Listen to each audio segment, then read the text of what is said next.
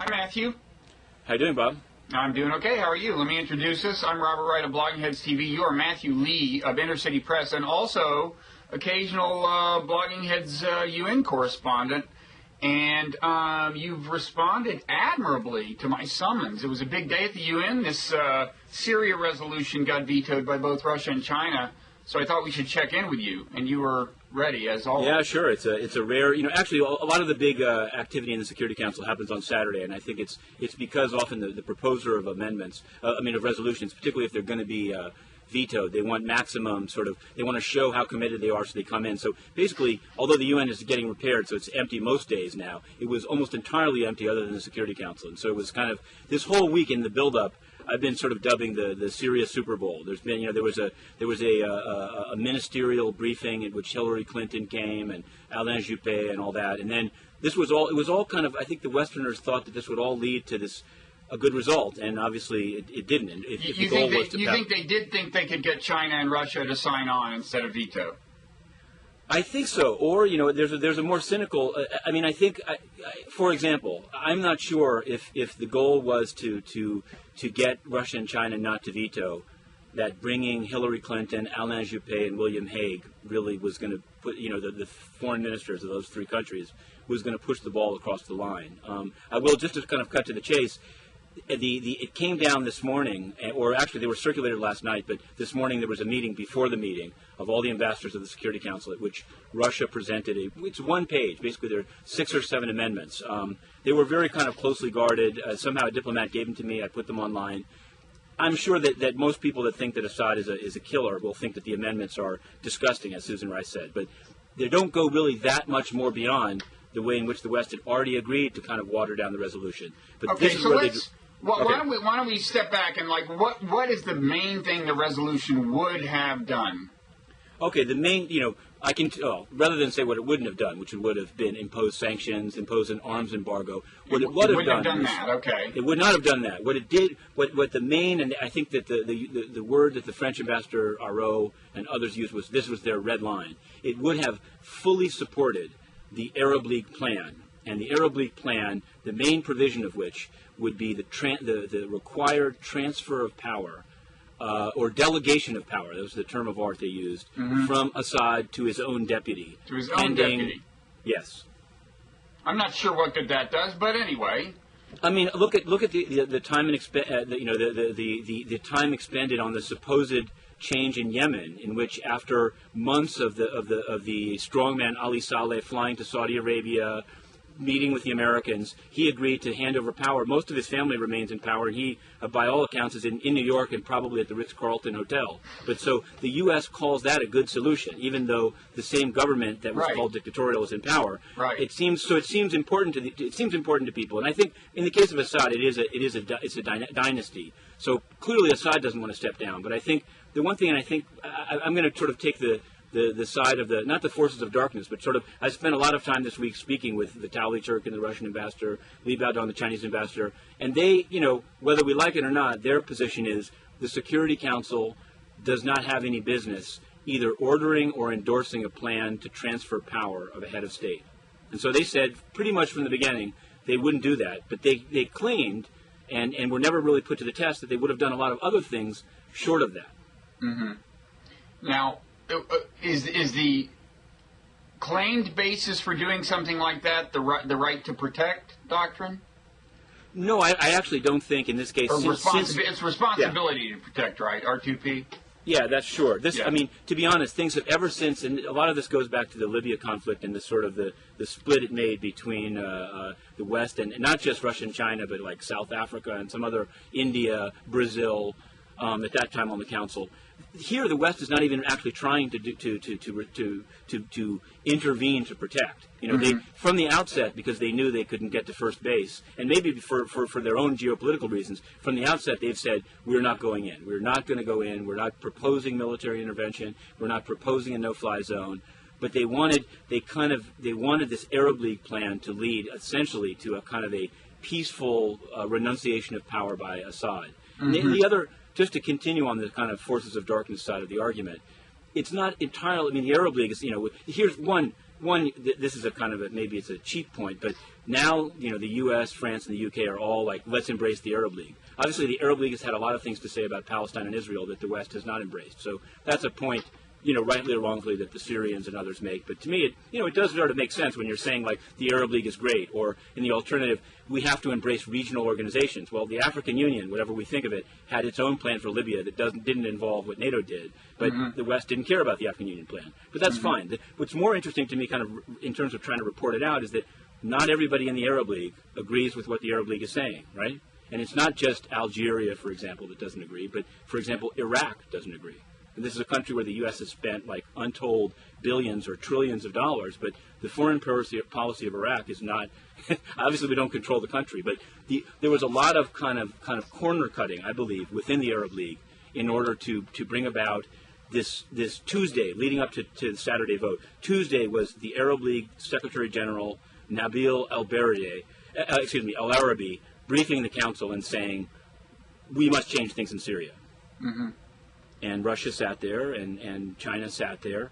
They had both wanted this is sort of a funny side note, they had both wanted the actual head of the monitoring mission of the Arab League is a Sudanese general called al-Dabi, who was actually involved in Darfur. So, dubious character.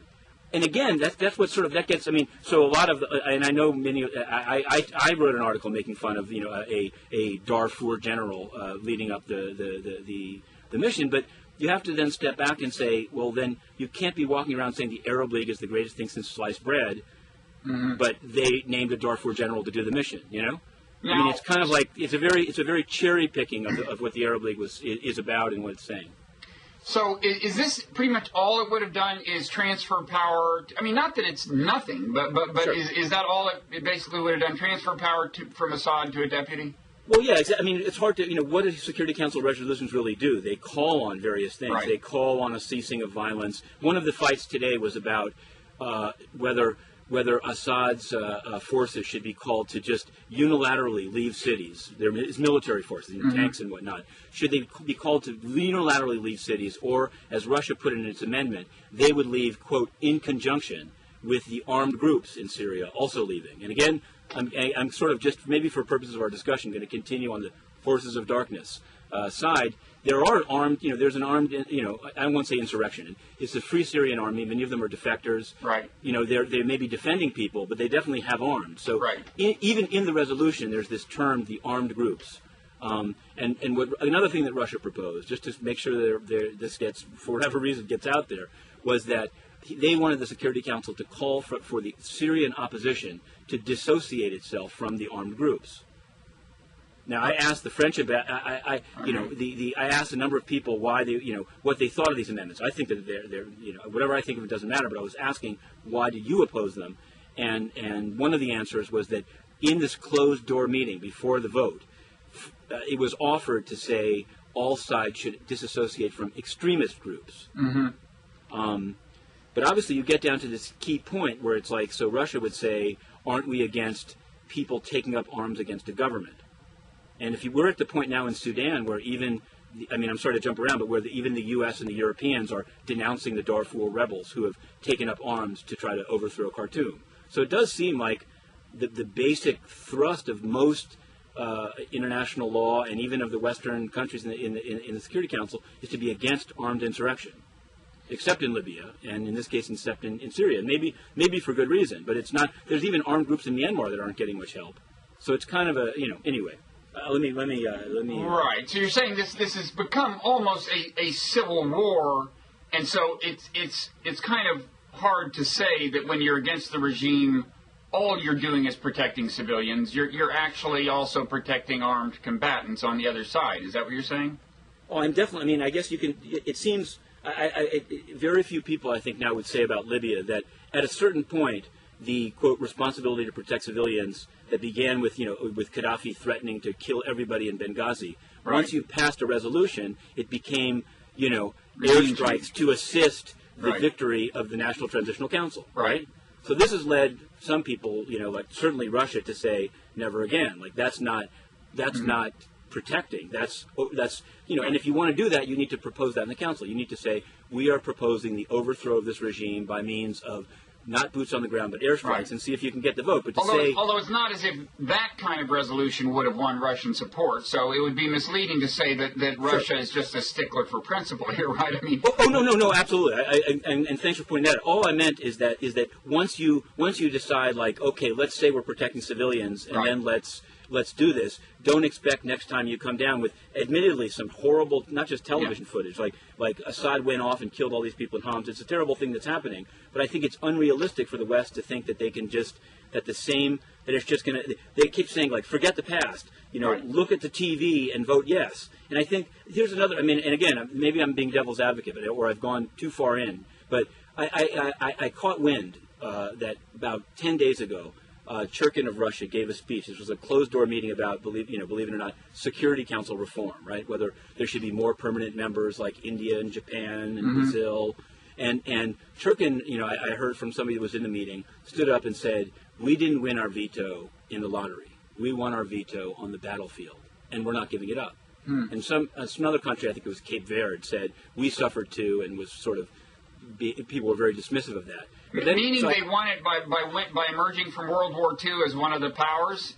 That's correct. So that was the first part of it. So I'd heard that, and it was kind of, so when I saw Churkin one day going into the Security Council, and the ambassadors here, if you ask them, unless they say it's off the record, it's on the record, I said, hey, did you say this? And he said, yes, I did. And he started talking about it. And I'm just going to say this out, and then I almost like, please argue against it. He said, since he's been ambassador at the UN, he's cast 4 vetoes. Now it's 5. And he said, according to him, 2 of them, both of which I disagree with, that's just my aside, were not in Russia's economic interest, and they were vetoes on the Security Council taking up Zimbabwe and taking up Myanmar. And he said he did these because regional groups, in one case ASEAN, the other case the AU, said don't get involved, and he had the then South African ambassador Kumalo next to him saying there'll be refugees. But he made this kind of, and he said this with a smile, so maybe it's facetious. He said, Russia's veto is used to defend minorities in the UN system. And my whole thing is I thought it was certainly was worth sort of quoting and reporting on. I think it is what it is, but the main thing that I took from it is that the whole goal of this week was to somehow guilt Russia and China into you wouldn't dare veto. You know what I mean? There's things on TV. We brought Hillary Clinton. We used and the problem is it's like a parallel universe. Like, at least in the line that Churkin took with it, they're proud of using the veto. Do you see what I mean? Whereas I don't know that could just be an act or a front, or maybe it's just one narrative. I would think it actually may play well at home because it shows them standing up against the Americans, whom many Russians perceive as a threat, I think. True. Yeah, exactly. And so, I think the flip side of that is a lot of the posturing that took place here this week was equally on the Western side for home consumption, I believe. I'm not saying that people don't care about what they see on their TV screen happening in Syria, but I feel like if they knew there was going to be a veto today, why would you call the vote? Because, to be honest with you, getting this double veto puts back any initiative of trying to get a Security Council support for the Arab League. It puts it back pretty substantially. So they did call the vote knowing it was going to be vetoed and knowing that would put a halt of some duration to this whole thing. If they didn't know it, they were ridiculous, because not only did Russia say, here's the amendments, please consider them and put off the vote until you have. This is the thing that kind of blew my mind, and maybe I'm missing something or I'm naive. Like on Thursday, the Chinese ambassador Li Baodong, I approached him. I said, what do you think of this new draft? He said, there's language we can't live with. We can't live with fully support the Arab League plan. We could live with take it into consideration. And that is in the world of the UN, that's a major change. It's a definite watered down. But anyway, that's what he said. We can't live with fully support. Right. So today there was a resolution with fully support, and China vetoed it. Afterwards, the UK ambassador, Mark Lilegrand, said he was very surprised at the Chinese veto because they had never indicated that they had a problem. And it's like, whereas not they've been saying it to anyone who would ask, apparently. Yeah, exactly. Yeah, exactly. I'm out in the hallway, so I have to figure if he's going to say it in the hallway, he's probably saying it in the room. And even if he didn't say it in the room, I'm not saying, read Inner City Press, but it's not, they're not playing hide the ball. Certainly on the Russian one, you could have, I think that, here's what I think. Maybe they thought coming into the morning, they might have thought it's all bluster, and it was worth, even though some people complained coming into the UN on a Saturday, it was worth sort of bringing it, playing chicken, bringing it to the edge. But I will guarantee you that when they actually called the vote, because in fact there was like a 15-minute break between the closed-door meeting and the vote, and 6 different people said 13-2, 13-2. So they knew. It was basically like, sort of like, I don't know what they thought would happen in this. And the two had veto power.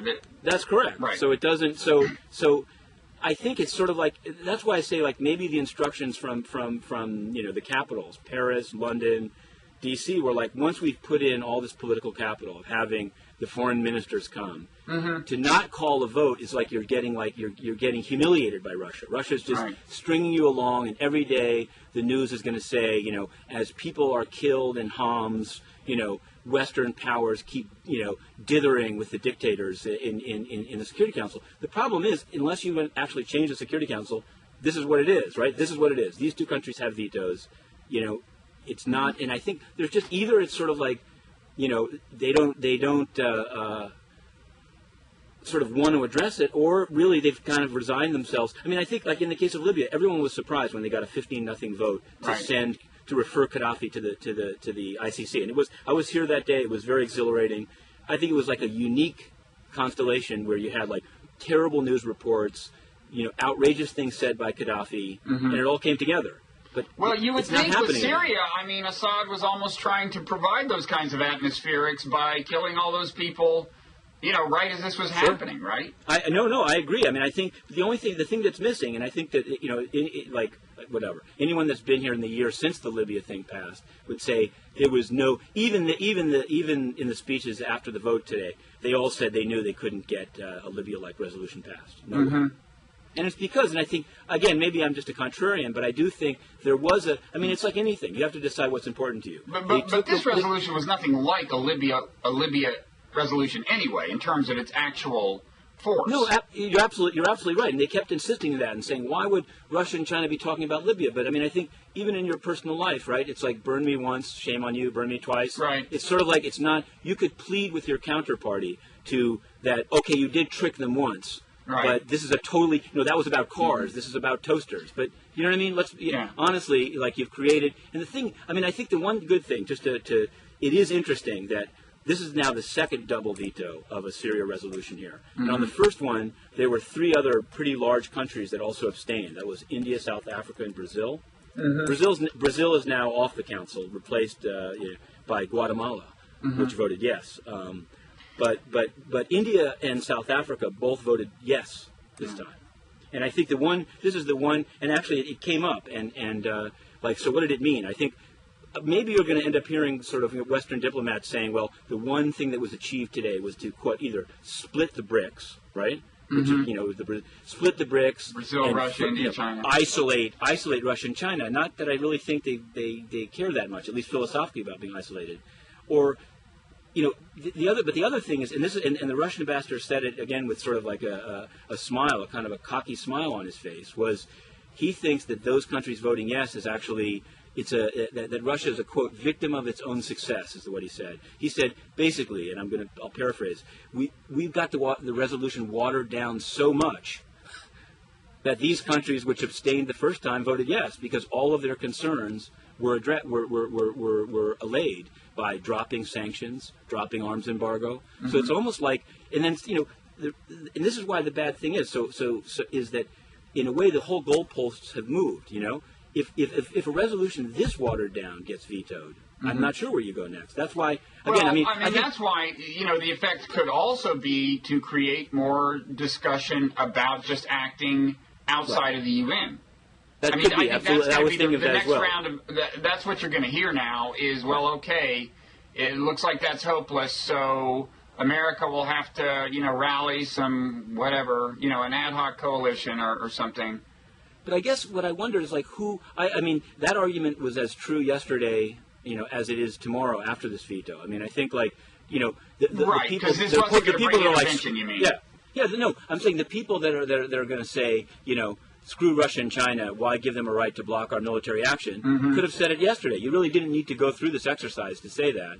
And it's sort of like, so what audience are you trying to convince of the legitimacy of unilateral action without Security Council approval, right? I mean, it's what Bush did in Iraq. What was the most that we had initially wanted to get into the resolution that was dropped along the way as we tried to appease like Russia and China? Well, there have been two, since there have been two resolutions, it's been a pretty steady downhill maneuver. There was never, even actually, before they even put pen to paper and put forward a resolution that got vetoed before, they'd already said no military intervention, no no-fly zone. But I think they definitely wanted to say don't sell weapons to the government of Syria. And so some people say that's the main reason Russia vetoed, and that's a perfectly fair thing to say. Well, in fact, look, in terms of one whole range of motivation we haven't talked about in the case of Russia is that, it is an ally of Assad's, and it sells him weapons and has done so recently. Right. So you're asking them to desert an ally in a way that might make sense for them if they feel sure that the Assad regime is doomed. But it's kind of awkward in either event, but especially if it's not doomed, which isn't totally clear yet. Totally, and I think there's actually one. And you're now we're getting down to it. There's one extra thing, and I think that in part, like Russia, I would say it's other than its oil power, it's kind of a dwindling economic force. It's big militarily and I guess diplomatically having this veto. But I think it's very important to them. I hate to say it, even if I don't want to say Assad's going down, it's very important to them to show. They did this in Ivory Coast too, which was kind of strange. It wasn't really a big ally of theirs. They don't have a brisk chocolate trade, but they kind of like to go down with the ship. They kind of like to say, we defend. It goes back to that. It's sort of like the nitty gritty of the Churkin speech about saying we defend minorities. Maybe it's like we defend pariahs. But in any case, they're very hard pressed to sort of turn on a dime and say, you know what? Wow, I watch CNN. Screw it. I'm not going to veto. They want to show. Let's say other countries with which they do business and have relationships, that they're not going to cut and run, that they have the fortitude, the intestinal fortitude to stand up. And I will say that, it's not that Churkin, he's just their ambassador here, but he didn't shy from afterwards. He stood and did a long stakeout, and to tell you the truth, he kind of lambasted the other side, which and again, everyone hears what they want to hear. They were like, it's shameful. Susan Rice, for example, called it disgusting. The UK called it appalling. He said he wouldn't mimic their comments. But the one thing, here's something, and you may think I agree with him on probably more than just one point, but this I think this kind of bothered me. One of his proposed. And maybe it's just a small thing, but one of the proposed amendments was to say, this thing of they have to leave in conjunction. And you ended up, after the UK, rejected the amendment, called for the vote, and got the veto, the UK ambassador said on camera that what Russia had proposed was that the armed groups, the rebel groups in Syria, had to leave the cities first, and then the army would. But I have the amendment. That's not what it says. It says in conjunction, which means simultaneously. At the same time. Yeah, which, maybe it's not but I think, it's important. I guess I just say this, I think maybe it could just be being a contrarian. I would say 85% of the journalists here are like, Assad's got to go, Russia and China are scum, and so, there's definitely something to that. But I think that it's, when you're a diplomat, I hate to say it, the goal is to actually achieve the end, which doesn't mean selling out, but it means, if you sell out and you still don't achieve the end, somebody has to step back and say, I don't know, maybe they think they did a great job. Maybe they think playing chicken and getting these two vetoes. But if the goal is to either change public opinion, not to the degree that matters, the goal is to somehow guilt Russia and China into not vetoing a third resolution, I don't think it was accomplished today. Now tell me, isn't the task of using an instrument of international law, namely the Security Council, to ease Assad out of power, isn't that task complicated by other parts of international law and other tools of international law? And by that I mean, he's probably already committed what most people would consider, grave crimes, right? And that definitely means that these days, there's kind of nowhere to hide, right? There is a place to hide, Bob. The Ritz-Carlton Hotel in New York City. Ali Saleh was the Yemeni strongman who ordered his army to open fire on peaceful protesters, and he got an amnesty law in his own country, and got permission from President Obama to come to New York for medical care. And instead of going to a hospital, he went to the Ritz-Carlton Hotel, in front of which Yemeni Americans protested this week. So there is a place to hide. It's just timing is everything, and having Al-Qaeda as your opponent in your country gives you a total get-out-of-jail-free card. But we could not get away with that politically with Assad, right? Not so anymore, that's something exactly. In principle, that's doable. In other words, to provide a dictator with an alternative life that's peaceful and healthy is doable. It's been done in Yemen. This has been done in the last 2 months. But does that really render him impervious to the reach of international law, or? It doesn't, and there's been a lot of harumphing from the UN, which was very involved in it. I mean, it's more complicated than that. I actually think that the U.S. role is what people should look at. The U.S. is very afraid of Al-Qaeda in Yemen. The U.S. was very supportive of a Gulf Cooperation Council plan for Saleh, which would have given him outright immunity for everything done and everyone in his administration. Mm-hmm. Ultimately, the deal that he got and was passed by the legislature in Yemen is one that makes him absolute amnesty for everything that he did and for the political acts of his brethren. So, was anybody talking about this with Assad? I mean, it seems like it would be a lot easier for Russia, his ally, to say, yes, we demand that he step down, if you can give him some assurance that that's not the first step to having a bullet in his head, as happened with Gaddafi. Sure. I mean, the thing that Saleh got in Yemen is actually legal protection. He now says that he's going to return to the country after he's patched up and is going to continue to lead his political party, just not be president. Or he might go to Oman, or he might go to Saudi Arabia. But I think he got more than just sort of another country saying, if you come and live within our borders, we won't sell you out, But nobody was talking about this kind of escape hatch for Assad. Not that I'm aware of, and you're absolutely right. It's already become sort of higher profile. I think, there's a lot of people that wondered, why wasn't there more outcry about Saleh getting this amnesty? And what was said is in the Security Council, and that's why it's sort of fun, was that the GCC, the Gulf Cooperation Council deal, was the only game in town. So even countries like France and the UK, which claim to be stridently for accountability for war crimes, signed off on Security Council documents, which although they have some kind of flowery language about accountability, they accepted this Yemeni deal, and it's done. And I tried to ask Susan Rice herself this week, what about Ali Saleh being in the Ritz-Carlton, protected by 35 New York City police officers? And she said, he's here for medical treatment, and the police protection is a matter for local authorities. But I mean, it's really, I think Obama thought, the weird thing is it's not that big a deal domestically in the U.S. that that particular dictator. Now, if we did it with Assad, he has many more enemies in the United States. Right. And so there would be a much bigger hue and cry. Yeah. And yet, actually And yet I don't, it seems to me that if you're ever going to try to ease these people out without a lot of bloodshed, sure, it would make it a lot easier if you could give them some get out of jail free card. Although I understand why some people oppose that, but it's a difficult thing, I guess. Just quickly, Matthew, what was the deal with China? We've talked about Russia. What do you know what China was thinking?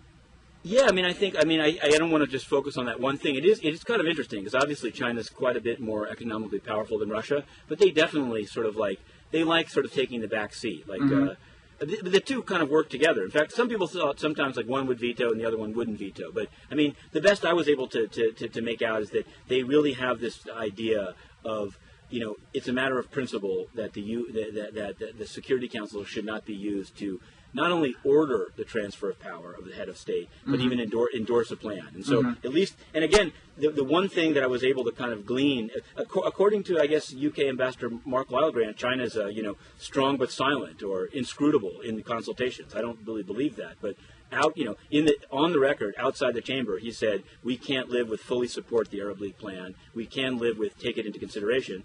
That was one of the amendments. In fact, Russia didn't even go that far, but the West didn't accept it. So, I mean, that's at least, that to me, when you say you won't accept something and then it's presented to you as you said you wouldn't accept it, that's it, What I think that there was a pitch, actually, Lilegrant,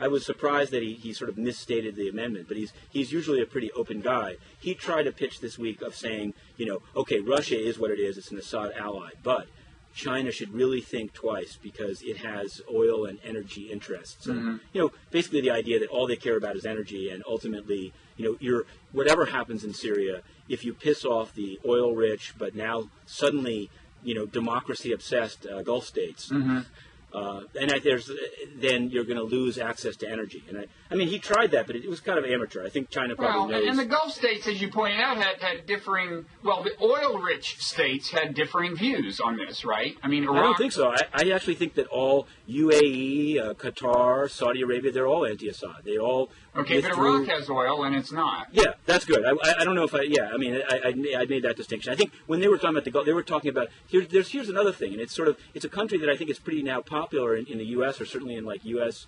administration foreign policy circles. But Qatar has been like the most improved player or like rookie of the year. In the last year, they've become a major player in all of these conflicts, including in Libya. And not just they used to just do it by money. They'd sponsor conferences. They'd pay for. I mean, Doha is like the kumbaya capital of the world. Doha is like where we bring people together to work things out, and you know.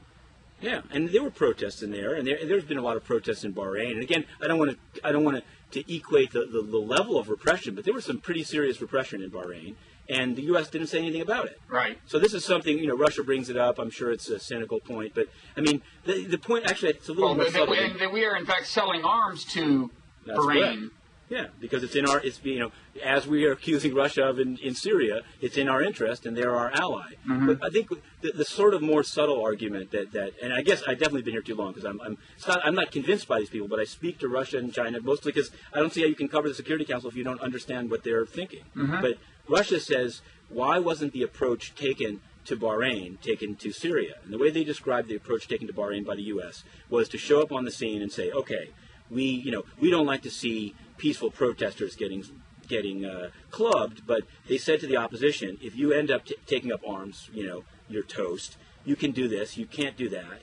Ultimately, I don't think the protesters got very far, but the U.S. showed up on the scene sort of saying, like, laying down the law, taking the opposition and saying, rest assured you won't even get, like, the least statement of concern for Mark Toner or Hillary Clinton.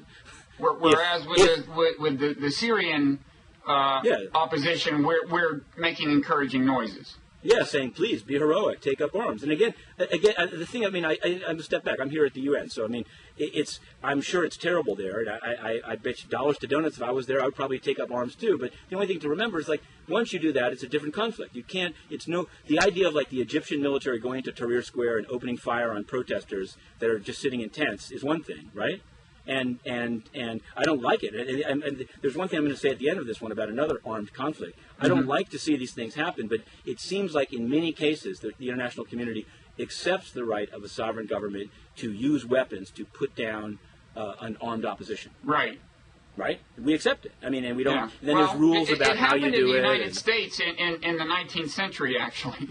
Right. It's happening in Sudan every single day. It happened in Sri Lanka most viciously, and it's something that the international community seems. Some places they accept it, and some places they don't. Yeah. Okay. So, do you kind of think that in the end, all the players the major players came out with something they're actually pretty happy with, as much acrimony as there seems to be? I mean, the fact is that the United States can say, hey, we stood up for principle and only the perfidious, Russians and Chinese got in the way. Russia and China can say to their people, we stood up against the arrogant Americans. Given the fact that the resolution wasn't going to actually, on the ground, probably do anything, aren't they about as happy as they would have been, both sides, with the alternative outcome that they profess to have favored? No, I like that. And the only thing I would say is I think, and maybe I'm looking at it too closely, but I think that actually the Western sides, let's say the U.S., France, and the U.K., I don't think it's a good day for them, because if you were going to get the veto, if you were happy, if what you wanted to accomplish was to come out on the end and say we stood up for the people of Syria and we were only screwed over by Russia and China, then don't water down the resolution that much. Mm-hmm. You know what I mean? Once you do that, it's very hard to say you're so principled. Unless you say, look, I cared so much about the Syrians that I was willing to sell them out. 80%, but 85% was too much. I mean, I don't mean to be overly cynical about it, but I really having looked at the Russian amendments and looked at where the resolution draft changed from when it was first proposed, this was an additional. This was like changing from 80% sellout to 85. And it's not even personally. I don't think you should sell out the 80, but once you've gone to 80. I find you really better explain why 85 wasn't acceptable, why it was worth throwing all the work down the drain, and then also pretending like we never sold out, we were people of principle. It's like, really? And the 80% sellout consists of us having given up on sanctions and so on. Yeah, or even, I think from the outset they said, and again, this idea, it seemed like Libya, what they were saying is if a dictator, declares war on his own people and kills civilians, we're going to go in militarily and stop him. That was like the message that everyone was, or many people, on one side of this, were very happy about from Libya, and that was off the table from day one here. People thought, maybe not just because of Russia and China. There's obviously, we haven't gone down to this level of like what would actually happen to the region. What would actually happen I don't mean to wish ill on the opposition or the protesters, but even the countries that there's been an overthrow of a dictator, there are some developments that I think even like people in favor of U.S. foreign policy don't like what happened. I'll say in Libya, and Gaddafi was a terrible person. Médecins Sans Frontières just stopped serving prisons because they were being asked to patch people up for further torture. Do you know what I mean? Again, small. It's not small the person that happens, but there are things. I think that there is, and that's a well above, here I just cover kind of like what happens here and the distance between what people say and what they do. But I think some people would say it wasn't clear from the beginning that the U.S. really wanted to just throw out over Assad, Okay, now we're probably close to the end of our reasonable time limit, but there was some wholly different story that you wanted to talk about. Is that right? Yeah, there's two, but there's one that's so closely of the two. There's one that's so closely connected to this that I wanted to. It came to mind actually. I was going to burst in when we were talking about accountability, and it may to some viewers it may be a now 2-year-old and small conflict, which was what took place in Sri Lanka in 2009. When, without even trying to hype it up, in connection with putting a final end to an armed insurrection of Tamil Tigers, the government walled off a whole portion of the country, didn't allow in journalists, and according to a UN's own report, killed tens of thousands of civilians. So this took place. There hasn't been any ICC referral. It was like ICC stands for International Criminal Court. This idea, I see. Okay. Yeah, this idea of that's like the president of Sudan was referred. They're not a member of the ICC, but they were referred there by the Security Council because he committed genocide. Well, this was a pretty big number. In fact, it's bigger than anyone's number for Syria so far, which isn't to be minimized Syria. But here's the killer, and this is why I feel a need to say it out, which is that it's been like the Secretary General of the UN, Ban Ki-moon, visited the country. I went on that trip and was sort of, troubled, or as Susan Rice says, disgusted, to see that Ban Ki-moon went to an internment camp of like children of captured Tamils, and they sang him his name at gunpoint by Sri Lankan Sentinelese soldiers, and he smiled and waved his baseball cap. Since then, it's been basically an attempt to kind of like make sure that nothing happens to Sri Lanka. So eventually a report was produced that said, 30,000 people were killed. And here's who did it. And I'll just cut directly to, that hasn't been acted on by the Human Rights Council. Most of the Western countries that are now so, this year have kind of got religion. They never really pushed anything on that. But ultimately, in the last month, this year, one of the generals of Sri Lanka that's named in the report, called Shivendra Silva, the head of a battalion that killed thousands of people and executed people that were surrendering, has been named, and this is it, has been named a senior advisor on peacekeeping to Ban Ki-moon. Really? Yes. Well, the way you put it, it sounds shocking.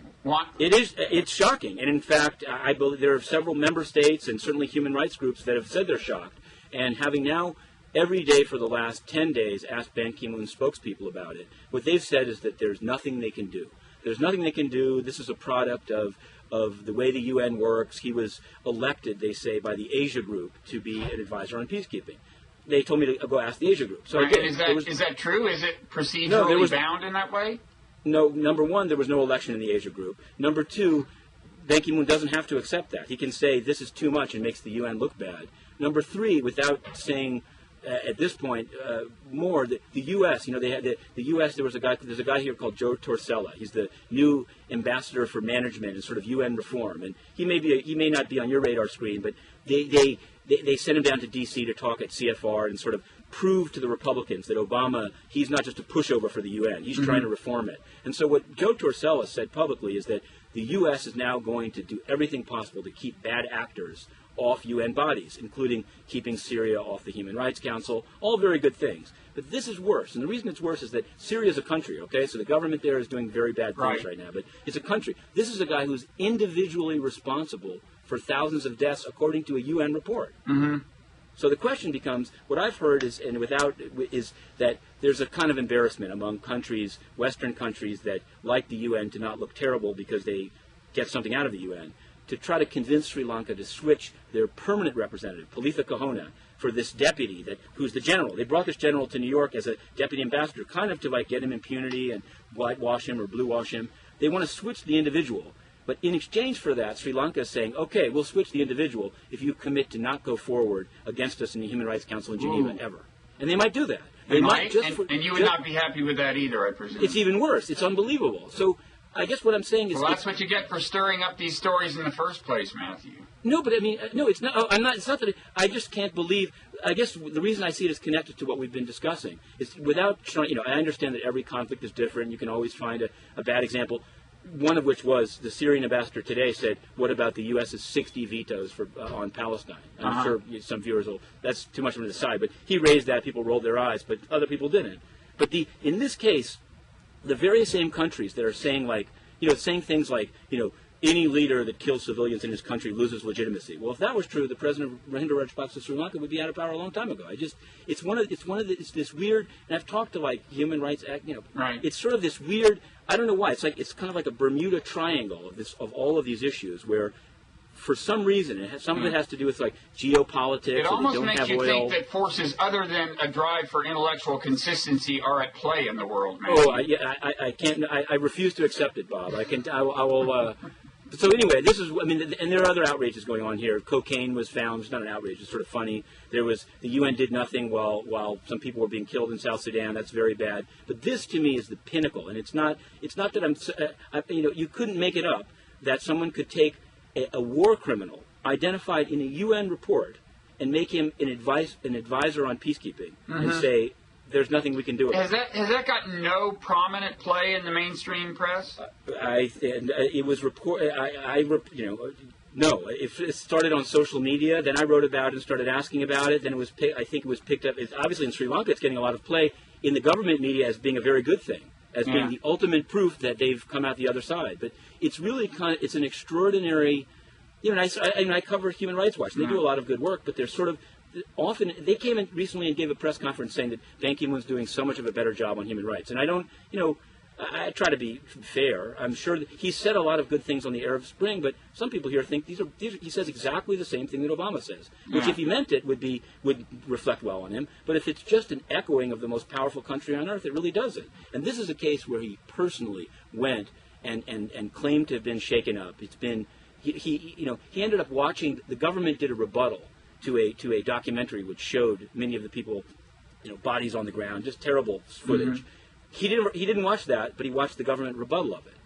So now we're getting down into the weeds, but it's kind of this weird, even among member states that are the same member states that are thundering about, we need a Navi Pillay briefing about, and it's terrible, 5,000 dead, 2,000 dead, 3,000 dead, nothing. And I think they threw up their hands and they said, it's 40,000, but it's in China's sphere of influence, and India doesn't want to pursue it either since the Tamil Tigers killed their... And it's over. That is a genuine difference between it and Syria, right? It's not like you can step in and save lives at this point. I think, that's I hope that that's what it is, and I agree. The only thing is I was covering it when it wasn't over, and there was still really no different approach. Right, I guess, and I don't want to, it's sort of like, there's always a danger of going not too deep in any one story, but this is one. If I had to this will top it all. And the fact that for 10 days in a row, all they can say is that there's nothing they can do, or innocent until proven guilty when he's in their own report. And I'll tell you, the funny thing is, I know Shavendra Silva. I've talked to him many times at the UN.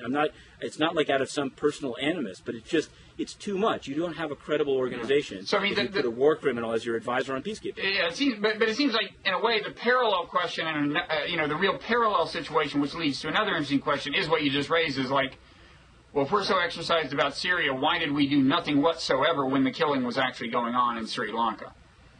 Exactly, and I think,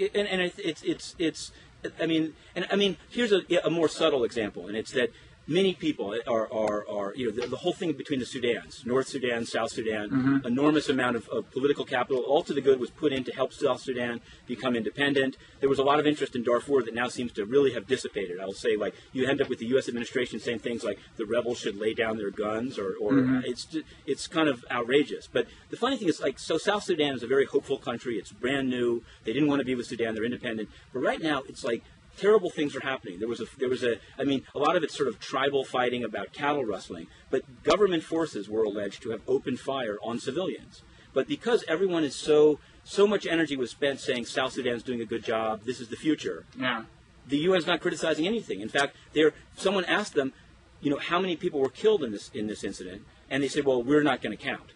We'll leave that up to local authorities. But about Syria, they're putting out numbers, as well they should. But this is sort of like what I take from all of this is to say, I don't think that the UN sort of Secretariat, Department of Peacekeeping, et cetera, should be kind of a political football. I mean, maybe I'm sure I'm being naive, but to be a political football mostly used by the West, like there needs to be something on earth, and I guess it's not the UN. I'm starting to conclude something needs to just stick to the facts and say, what we're going to do? We're not going to opine. We're not international men of mystery. We can't really solve all these problems. What we can do is just ruthlessly and accurately count how many people were killed, and other people can decide who was wrong, who was right, what's a retaliation or not. But when you start playing with all the facts totally, and just saying, and not giving any explanation of why you would count the dead in a country where you don't even have people on the ground, but South Sudan where you're spending $1 billion on a peacekeeping mission, but you can't protect civilians there? Well, we should go now, but on that point of